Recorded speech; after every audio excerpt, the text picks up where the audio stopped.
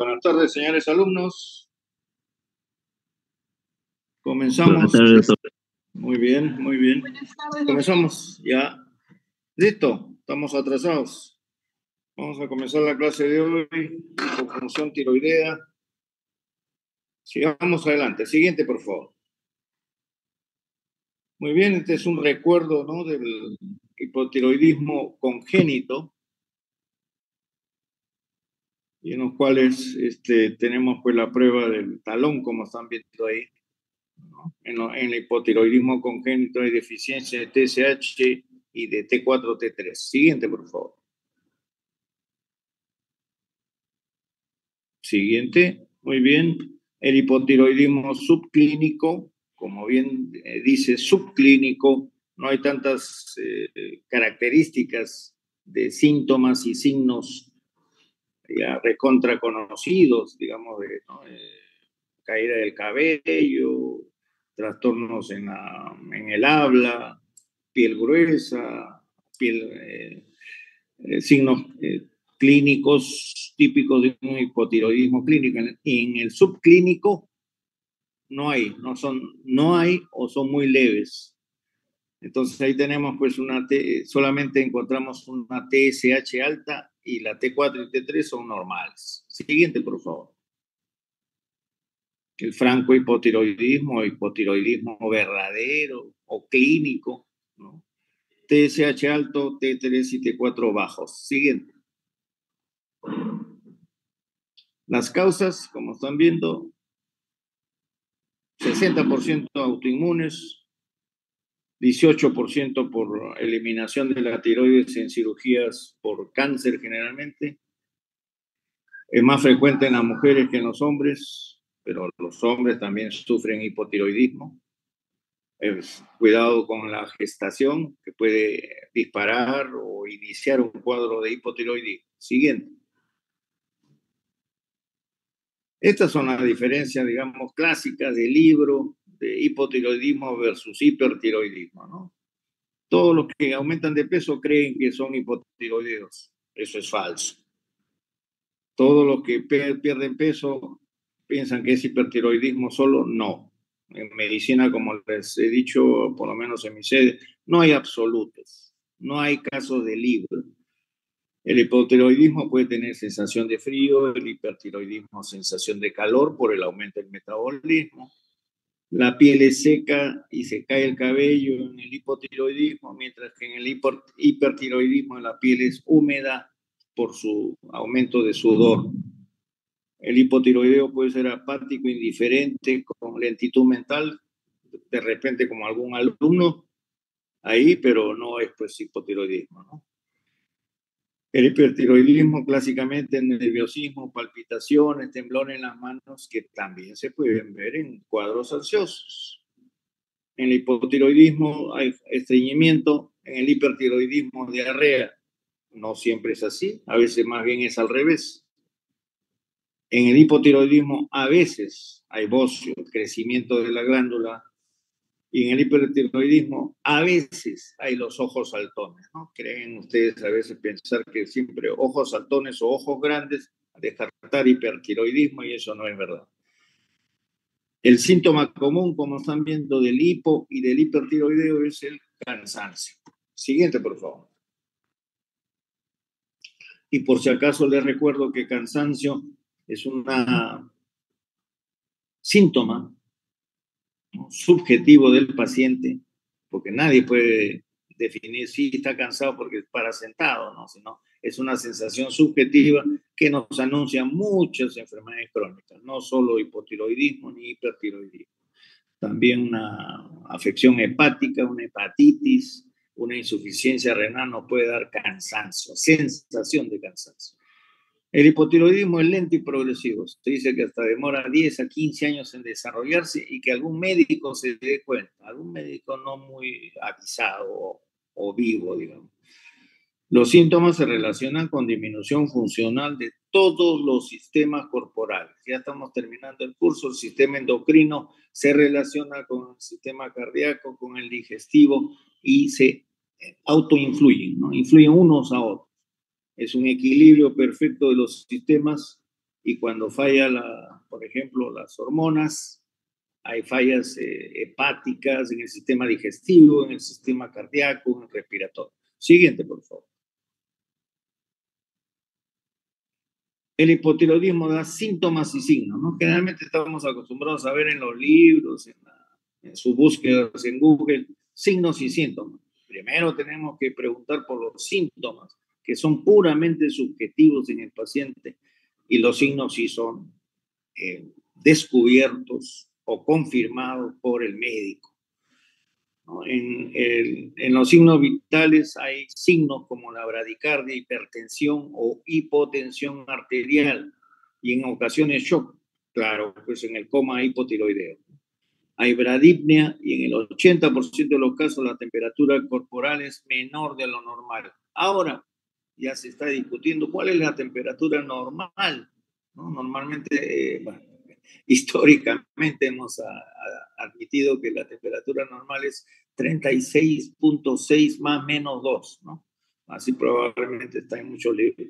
Ya se está discutiendo eso por si acaso, ¿no? Entonces, inclusive se está aceptando ya que 37, lo que antes era una febrícula, sea la nueva normalidad, como ocurre en muchas cosas en el mundo, ¿no? Y en la vida.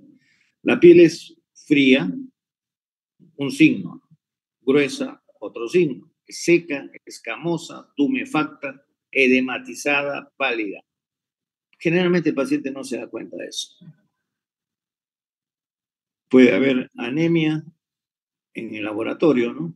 Y palidez en la piel, ¿no? Y retención de pigmentos de caroteno, ¿no? La caroteninemia, ¿no? Que se puede producir normalmente también por abuso de los jugos de naranja y papaya, en algunos pacientes, en algunas personas, no en todos. Puede haber, no siempre hay pérdida de cabello y suele ser áspero, seco y frágil, y por ahí usarán diferentes marcas de champú, ¿no? Para mejorar esa característica y no pensar que es un hipotiroideo y pensar que tiene que tomar una pastilla de por vida. Las cejas escasas pueden estar ausentes, especialmente en su parte lateral, su tercio externo. El vello púbico y axilar normalmente es escaso y las uñas frágiles.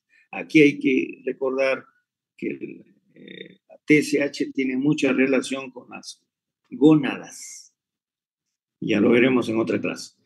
En cabeza y cuello, la cara luce empastada con edema periorbitario, ¿no? Que nos puede recordar otros trastornos, por ejemplo, renales. Hay una macroglosia, no siempre, que a veces es bastante severa y puede llegar a obstruir la vía respiratoria. Puede existir cicatriz de tiroidectomía, ya vimos, ¿no? Por un cáncer, por un hipertiroidismo resistente, a veces se llega a la cirugía. Y generalmente pues, vemos la cicatriz horizontal, ¿no? Encima de la clavícula, y el paciente de repente ni se acuerda que lo operaron y le sacaron la tiroides. En el aparato respiratorio hay un síndrome de obesidad con apnea del sueño. A veces, ¿no? Las obesidades con apnea del sueño nos llevan a sospechar en hipotiroidismo. Hay debilidad de la musculatura respiratoria por disfunción neuromuscular e hipoventilación con aparición, por supuesto, de hipoxia hipercárnica. Se debe investigar siempre la presencia de derrame pleural y de neumonía, ya que esta empeora la hipoxia por alteración del cociente ventilación-perfusión. En el corazón, ya dijimos, hay bradicardia, secundarios y disminución del tono, ¿no? de la intensidad de los ríos cardíacos, secundarios a la alteración del inotropismo y cronotropismo. Todas ellas disminuyen el gasto cardíaco y entonces pueden provocar pues una insuficiencia cardíaca. Puede haber cuarto ruido que sugiere isquemia miocárdica y tercer ruido que sugiere insuficiencia cardíaca, como creo que ya todos lo saben. Hay que buscar la presencia de roce pericárdico que sugiere pericarditis asociada a un hipotiroidismo subclínico, por ejemplo. Pueden presentar también estos pacientes angina, ¿no? Angor pectoris, insuficiencia cardíaca y varios grados de bloqueo auriculoventricular. Siguiente. En el abdomen podemos auscultar ruidos intestinales ausentes o disminuidos, o un abdomen timpánico debido a hilio paralítico. Siempre en el abdomen, al examen físico de abdomen, debemos buscar empastamientos y masas. Hay la frecuente presencia de megacolon tóxico u obstrucción intestinal en los hipotiroidismos clínicos graves. En extremidades hay presencia de edema maleolar que no deja fovea. Esa es la diferencia con los cardíacos, ¿no es cierto? En neurológico, el paciente puede lucir deprimido, con alteraciones en el nivel de conciencia, bradisiquia, bradilalia, como ya seguro han leído por algún lado. También puede estar agitado y puede haber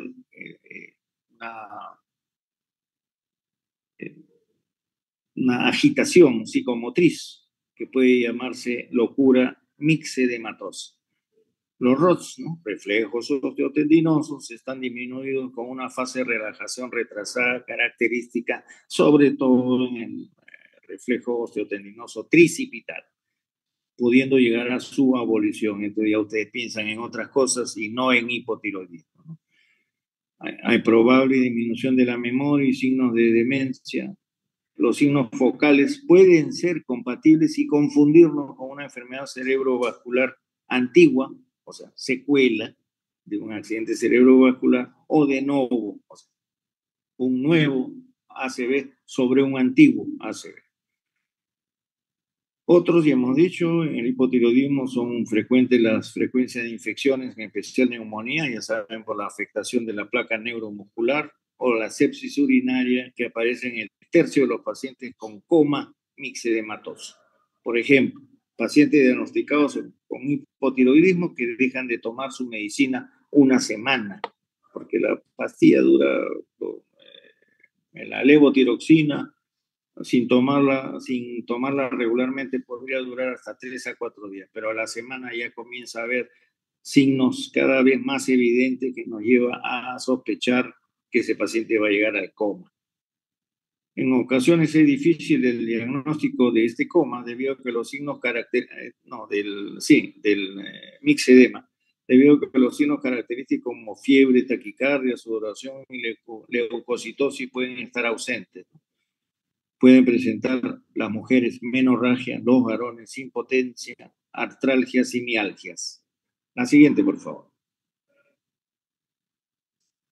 Siempre hay que recordar a los primeros médicos o fisiólogos que describieron, ¿no?, los hipotiroidismos. Tenemos el hipotiroidismo de William Whitey-Gull, que era un médico de la corte real inglesa, y la tiroiditis de un japonés, ¿no?, Hashimoto, su nombre completo Hakaru Hashimoto. Siguiente. Causas. La causa más frecuente es la tiroiditis de Hashimoto, que es una destrucción progresiva de la tiroides por autoinmunidad. Más frecuente en mujeres después de los 40 años, aunque puede darse en otras edades y también en varones, como ya vimos en el gráfico inicial, ¿no? El periodo postparto es propenso a la aparición de este problema. No se olviden eso, en las mujeres sobre todo. Siguiente.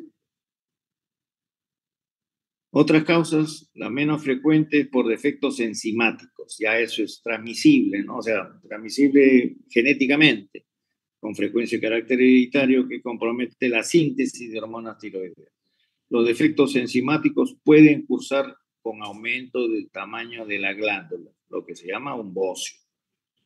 Los defectos en el desarrollo de la glándula, ¿no?, en el embrión, pueden producir hipotiroidismo congénito que debe detectarse en el recién nacido, sacándole solo una gotita en el talón. Y este es un programa nacional de hace muchos años que a veces ha sido descuidado. Cuidado con eso. Siguiente. Muchos medicamentos, entre ellos pues, los antitiroideos que se usan para los hipertiroideos como carbimazol, metimazol o propiltiuracilo, y otros fármacos con yodo. Cuidado con los jarabes antitusígenos y expectorantes, el abuso de ellos puede llevarnos a un hipotiroidismo. Y la amiodarona que se usaba pues, en las arritmias cardíacas, pueden paralizar la síntesis de hormonas tiroideas y o generar anticuerpos antitiroideos provocando hipotiroidismo. El litio, que es muy antiguo, que sigue siendo empleado en la psicosis maníaco-depresivas, bloquea la salida de hormonas de tiroides. Siguiente. Hipotiroidismos secundarios, ¿no? El hipotiroidismo primario sería el que está causado en la misma glándula. El secundario es por falta de secreción de TSH a nivel hipófisis y hipotálamo, y son muy raras. No les voy a preguntar sobre eso. Demasiado raras. En este caso, la tiroides está intacta, pero falta su hormona estimuladora, lo que hace que no funcione, disminuyendo las hormonas tiroideas en la sangre. En estos casos, hipotiroidismo secundario por falta de secreción de TSH, no hay bocio. Siguiente. Esto sí, recién nacido de madres hipertiroideas, hayan sus madres recibido o no tratamiento antitiroideo durante la gestación, debe descartarse hipotiroidismo. Madre hipertiroidea, hijo hipotiroideo. En las personas en las que se detectan anticuerpos antitiroideos, por ejemplo, los antimicrosomales, antitiroglobulina, con el tiempo tienden a desarrollar alteraciones de la función tiroidea. Igual como con lo que se llama, por ejemplo, en el caso de la glucosa, ¿no? Que están en el límite superior y nunca saben que van a ser diabéticos. Uy, en 10 minutos acabamos. ¿Qué pasó? Ya. Siguiente. La hiperfunción tiroidea, el hipertiroidismo. Siguiente. La causa más común en la enfermedad de Graves, de origen autoinmune. Más raro, el hipertiroidismo por nódulos, generalmente benignos. Y en algunos casos se produce por una inflamación, una tiroiditis que cursa temporalmente con exceso de hormona. La tiroiditis de Hashimoto puede comenzar con un hipertiroidismo y termina con un hipotiroidismo. Siguiente. Los síntomas más comunes, ¿no? Los que dice el paciente, los que hay que preguntarle al paciente, son nerviosismo, fatiga, palpitaciones, intolerancia al calor, pérdida de peso en más de la mitad de los pacientes. Eso es lo clásico, lo obvio. Cabe resaltar que los hipertiroideos también pueden aumentar de peso, y esto pasa en 10% de los pacientes con hipertiroidismo. ¿Por qué? Porque comen más. Y síntomas menos comunes son la disnea, el prurito, la dispepsia, los vómitos y la diarrea. Cuidado que ahí se me ocurren preguntas. Síntomas raros son la cialorrea dentro de un caso clínico. Síntomas raros, ya muy extraños, cialorrea, sed, poliuria, ¿no? Sed, poliuria nos podría hacer sospechar de una diabetes, por ejemplo. Y la oligoamenorrea con pérdida del alivio en mujeres. Siguiente. Síntomas y signos del hipertiroidismo pueden presentarse crisis de vómitos, la llamada forma emética del hipertiroidismo. Si es mujer, pueden pensar que está embarazada y es un cuadro de hipertiroidismo. Y a veces es difícil diagnosticar si los síntomas comunes son poco acentuados, ¿no es cierto? La fatiga, la taquicardia. Entonces, ¿no? Los clásicos del hipertiroidismo, si no son muy acentuados, no los detectamos clínicamente y tendríamos que hacer gastar de repente dinero al paciente para que se haga un perfil tiroideo. También la diarrea puede ser el único signo de un hipertiroidismo y en la forma enterotropa de la enfermedad de Graves, como ahí ven, eje. El síndrome neurocirculatorio de la B es una neurosis de ansiedad que se observa en pacientes hipertiroideos. Siguiente. Síntomas y signos, ¿no? La taquicardia, que es un signo sinusal, es tal vez el signo clínico más precoz y constante del hipertiroidismo, como ya precisó Charcot hace más de 100 años, ¿no? En realidad ya casi 200 años, está por 250 años. Sesquicentenario del doctor Charcot. Otros signos más comunes son fibrilación auricular, no confundan taquicardia sinusal con fibrilación auricular. Temblor fino, que puede tener otras causas también. La hiperreflexia, que creo que ya saben ahora que acaban neuro, que puede tener otras causas. Incremento de la sudoración y calor de la piel, el eritema palmar, ¿no? Que han visto en muchos problemas hepáticos, que en el caso del hipertiroidismo se llama la palma de Leigh. Síntomas menos comunes son la onicolisis, la pérdida del cabello, igual que el hipotiroidismo, ¿no es cierto? Debilidad muscular, igual que el hipotiroidismo, y finalmente, y la caquexia, ¿no? El adelgazamiento extremo de estos pacientes. En las formas severas de hipertiroidismo existe atrofia muscular difusa, a veces muy marcada, con intensa astenia, que se le ha dado en llamar la forma muscular de Sondic. También puede haber casos de solo forma muscular de Sondic, en los cuales por ningún lado han sospechado un hipertiroidismo y están pensando en otros problemas del área neurológica, hasta del sistema nervioso central. Signos más raros es la insuficiencia cardíaca congestiva de alto gasto, la corea, que ya saben ahora por neuro qué cosa es, las parálisis periódicas, que se asocian a los niveles disminuidos de potasio, y la psicosis, con agitación psicomotriz. La fibrilación auricular es rara por debajo de los 50 años, ¿no? Ya saben que es la primera arritmia en ancianos, ¿no? Pero ocurre en el 20% de los mayores de esta edad. Siguiente, por favor. En algunos casos existe canicie precoz. ¿Qué se llama canicie precoz? Por debajo de los 25 años. Contienen canas. Y los cabellos son finos, escasos, encanecidos prematuramente, especialmente en la frente. No sé, como un gorrito, como le hubieran pintado toda la frente con una tiza, ¿no? Y se dice pues la cenicia en la frente sobre el fuego de la mirada por sus ojos saltones. Aparte de su signo, Sainton ha descrito que existe canicie en la región temporal de uno o ambos lados y se ha llamado el mechón hipertiroideo de Sainton. Las uñas en cuchara, ¿no? Que ustedes la recuerdan por las anemias ferropénicas, que no son las únicas anemias, o ¿no? La uña en cuchara o coiloniquia, en la cual hay concavidad con onicolisis distal, se le encuentra en el 5% de los pacientes hipertiroideos y se les denomina uñas de Plummer. Siguiente. La asociación de hipertiroidismo endocrinológico, ¿no? Con corea neurológico ha sido descrito por Sutherland en la revista Brain en 1903. O sea, sí hay asociación de hipertiroidismo con corea. Dentro de las manifestaciones de la enfermedad de Graves propiamente dicho, se encuentran el bocio difuso, la oftalmopatía, la dermopatía, la hiperplasia linfoide y la acropaquia tiroidea. Pero en medicina no hay absolutos. Recuerden eso. Aproximadamente el 90% de los pacientes menores de 50 años tienen bocio difuso firme de tamaño variable, presentándolo este bocio en el 70% de los mayores de esta edad. O sea, mayores de 50, 70% de pacientes hipertiroideos mayores de 50 años tienen bocio, mientras que en los menores de 50 años es menor.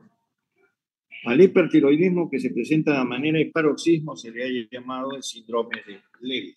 Siguiente, por favor. La oftalmopatía clínica de Graves ocurre, cuidado, solo en el 50% de los pacientes. O sea, no es que Graves y oftalmopatía son sinónimos, no, señor. El 75% de las veces aparece una vez iniciado el cuadro de hipertiroidismo de Graves durante el primer año. O puede aparecer la oftalmopatía antes o después del cuadro clínico de hipertiroidismo veraz, ¿no? Los hombres mayores tienen un alto riesgo de oftalmopatía severa, que llamamos hombres mayores o pacientes mayores de 55 años, por si acaso. El 90% de pacientes con oftalmopatía tienen hipertiroidismo. El resto pueden ser hipotiroideos o eutiroideos. Clínicamente la oftalmopatía se manifiesta con retracción del párpado superior, o sea, blanco arriba, blanco abajo, alrededor de la pupila, ¿no es cierto? Con mirada inquieta y brillante, una sensación molesta en el ojo, que se asocia a ojo seco también, dolor o presión retrovulvar, demora en el cierre palpebral, que es un signo característico del hipertiroidismo, ya van a aprender su nombre. Hay edema periorbitario, recuerden que en el hipotiroidismo también hay quemosis, ¿no? E inyección escleral. Siguiente, por favor. Ya hablamos del ojo trágico. El ojo puede llegar a subluxarse, que se llama la subluxación de Diolafo en oftalmopatía, en el exoftalmos. Ocurre solo en el 25% de los casos y la diplopia en el 10%. La dermopatía ocurre en el 1 a 2% de los pacientes con enfermedad de Graves, casi siempre junto con una oftalmopatía severa, y se localiza principalmente la dermopatía a nivel pretibial. Las manifestaciones extratiroideas de la enfermedad de Graves no mejoran con el tratamiento dirigido al hipertiroidismo. En un subgrupo importante de pacientes con oftalmopatía de origen tiroideo tienen remisión espontánea con el tiempo, pero algunos requieren hasta cirugía